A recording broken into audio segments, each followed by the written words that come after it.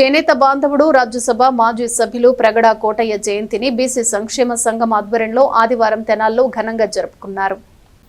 స్థానిక ప్రగడ కోటయ్య నగర్లో గల ప్రగడ కోటయ్య విగ్రహానికి బీసీ నాయకులు పూలమాలలు వేసి నివాళులర్పించారు. బీసీ సంక్షేమ సంఘం తెనాలి నియోజకవర్గం అధ్యక్షులు జొన్నాదుల వెంకటేశ్వరరావు మాట్లాడుతూ రాష్ట్ర ప్రభుత్వం చేనేత రంగ అభివృద్ధికి విశేష కృషి చేసిన ప్రగడ కోటయ్య జయంతిని ఇకపై రాష్ట్ర పండుగగా నిర్వహిస్తున్నందుకు ధన్యవాదాలు తెలిపారు.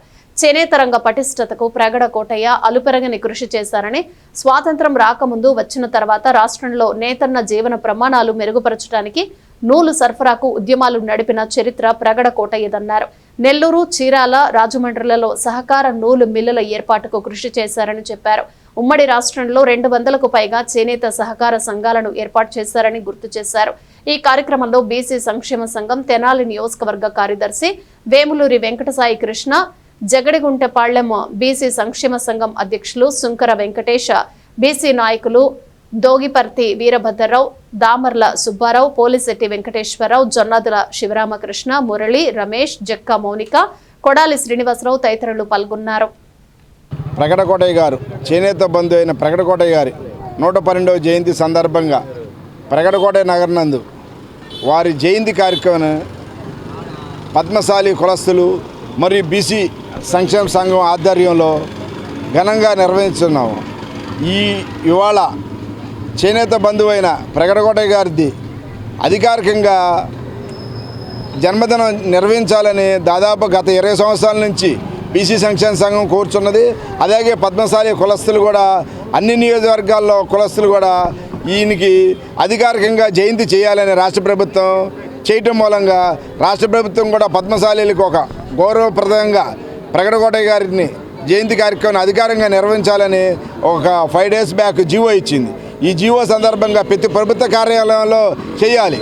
ఇవాళ ఆదివారం వచ్చిందని చేయకుండా ఉండకూడదు. ఎందుకంటే బీసీ బంధువు అయిన ప్రగడ కోటయ్య గారికి గౌరవంగా దక్కిన ఫస్ట్ సంవత్సరాన్ని ప్రతి రాష్ట్ర గవర్నమెంటు, రాష్ట్ర ప్రభుత్వంలోని అన్ని శాఖలు, కలెక్టరు, మినిస్టర్స్ అందరూ అధికారికంగా జయంతి చేయడం మూలంగా మంచి సందేశం ప్రజల్లోకి వెళ్ళిద్దని మేము తెలియజేస్తున్నాం.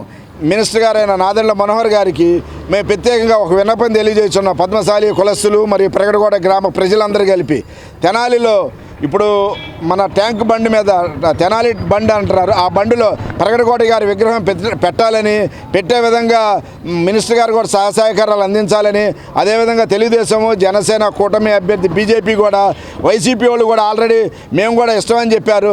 అందరూ కలిపి మా కుల బాంధవుడైన ప్రగడ కోటయ్య గారిని విగ్రహం ట్యాంక్ బండి మీద పెట్టాలని ప్రత్యేకంగా బీసీ సంక్షేమ సంఘం మరియు జగడగుండ గ్రామ ప్రజలు 112వ జయంతి మహోత్సవాలు ఈరోజు జరుపుకోవడం జరుగుతుంది. ప్రగడ కోటయ్య గారు ఆల్రెడీ శాసనసభ్యులుగా 2 సార్లు ఎన్నికై ఉన్నారు.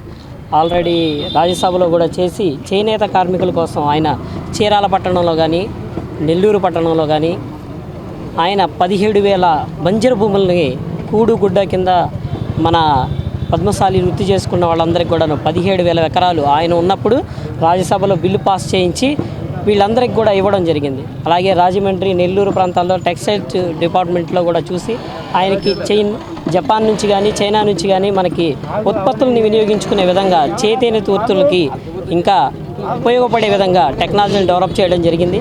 అలాంటి గొప్ప నాయకుల్ని, అలాంటి గొప్ప వ్యక్తుల్ని ఇలాంటి సందర్భాల్లో జయంతి మహోత్సవాలు జరుపుకోవడం, ఇలాంటి గవర్నమెంట్ కూడాను ఈ సంవత్సరం ప్రగడ కోటయ్య గారిని గుర్తించి చేనేత దీని నుంచి కూడాను, పద్మశాలి దీని నుంచి కూడాను ఆయన ఈరోజు జయంతి మహోత్సవాలు ప్రతి గవర్నమెంట్ కార్యాలయాల్లోనూ జరుపుకోవడానికి జీవో పాస్ చేసిన సందర్భంగా